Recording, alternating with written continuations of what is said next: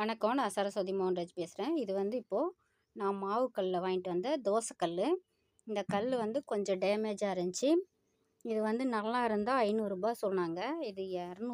250 இது. அந்த ரூ. 500 பாதி விலைக்கு கொடுத்தாங்க. இப்போ இதை வந்து பழக்கப்படுத்தணும்னு சொல்லிட்டு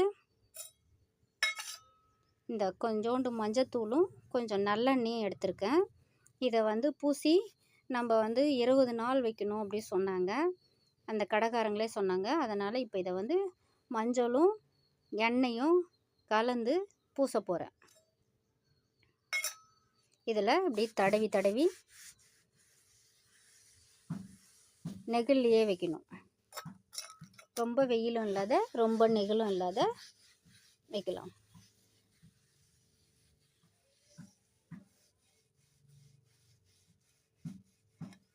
இதை வந்து நம்ம வைக்கும்போது பழக்கம் பண்ணும்போது இதில் நான் வந்து கஞ்சி தண்ணி இந்த அரிசி கழுவின தண்ணி ஊற்றாமல் ஒரு கல்லில் வச்சுட்டேன் சட்டியில். அது வந்து கொஞ்சம் டப்புன்னு வெடிச்சிருச்சு. இருந்தாலும் இது வந்து இதோ கொஞ்சம் சாய்ச்சிட்ருக்கு பாருங்கள். இப்படி நிமித்தி வைக்கணும்.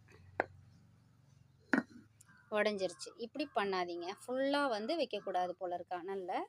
அதனால் இதை வந்து சிம்மில் வச்சு காட்டுறேன்.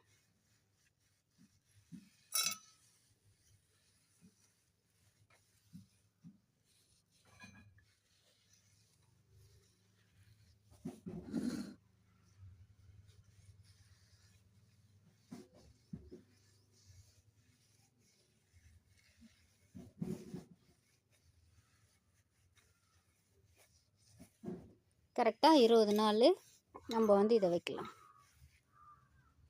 முன்னாடி பூசிட்டேன், இப்போ பின்னாடி தடவுறேன்.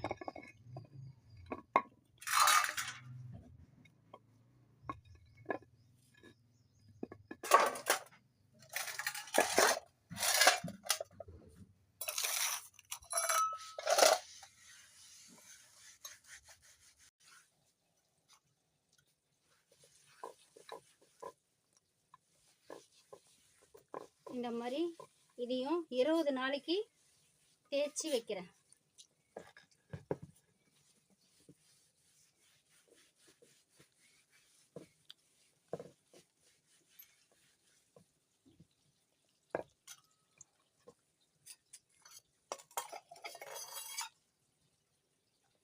இப்போ இந்த தோசைக்கல் வந்து மாவுக்கல் சட்டி.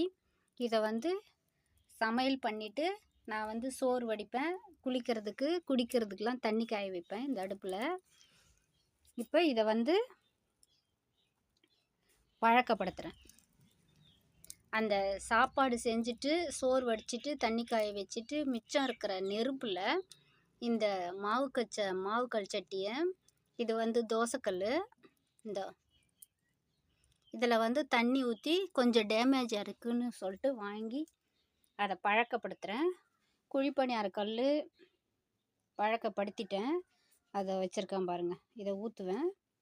அதேமாரி இதுவும் இப்போ பழக்கப்படுத்துகிறேன். அனலில் ரொம்ப எரி விடக்கூடாது. எரி விட்டால் வெடிச்சிடுது.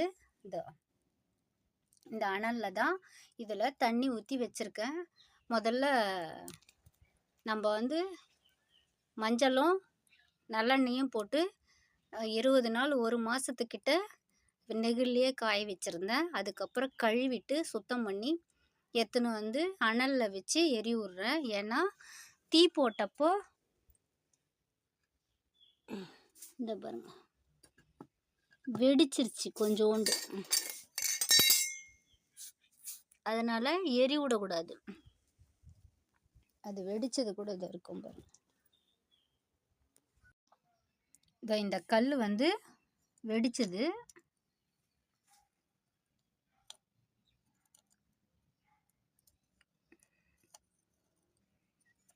இப்படி தான் வெடிச்சிருச்சு. இது இப்படி தான் இருந்துச்சு. இப்படி இருந்துச்சு.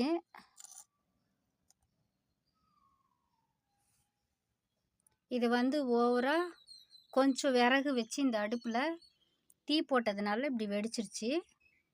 இப்போது நான் வந்து நெருப்பு அனலில் மட்டும் புகை வர மாதிரி ஒரு 2-3 நாளைக்கு வச்சு பழக்கப்படுத்தலான்னு படுத்துகிறேன். அந்த மாதிரி தீ போடாமல் நம்ம வந்து பழக்கப்படுத்திட்டா இந்த மாதிரி. இப்போ இது வந்து வெடிக்கல. இந்த எப்படி ஆயிடுச்சு பாருங்க.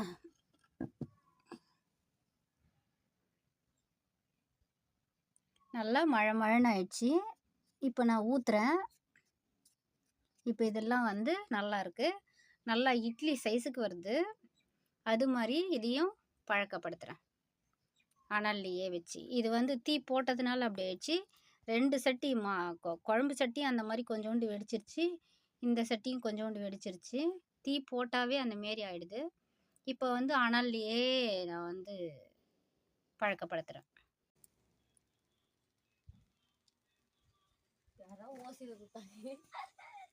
இப்போ இதை வந்து கல்லை பழக்கப்படுத்தி